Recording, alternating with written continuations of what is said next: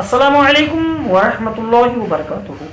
معزز ناظرین، آپ سماعت کریں کہ لوح محفوظ جانتے ہیں آپ، کئی بار ہم نے اس کے نام سنے ہیں علماء کی زبان سے، لیکن اس کے تعلق سے اس کی وجہ تسمیہ کیا ہے، اس کے تفصیلات کیا ہیں، یہ ہم میں سے کسی کو نہیں معلوم۔ نیچے ایک لنک دیا گیا ہے ویڈیو کا، اس ویڈیو کو آپ دیکھ لیجئے، انشاءاللہ العزیز آپ کا دل باغ باغ ہو جائے گا کہ لوح محفوظ جس کی معلومات ہمیں نہیں تھی، اور آج اس ویڈیو کو دیکھنے کے بعد کافی ساری معلومات ہوئی۔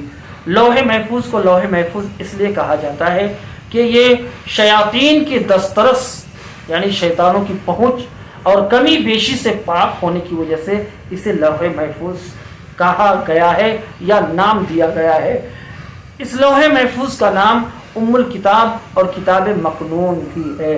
آپ حضرات کو میں بتاتا چلوں کہ لوح محفوظ کے تعلق سے ہمارا عقیدہ یہ ہے کہ اس پر لوح محفوظ اور قلم پر ایمان رکھنا واجب و ضروری ہے۔ السلام علیکم ورحمۃ اللہ وبرکاتہ۔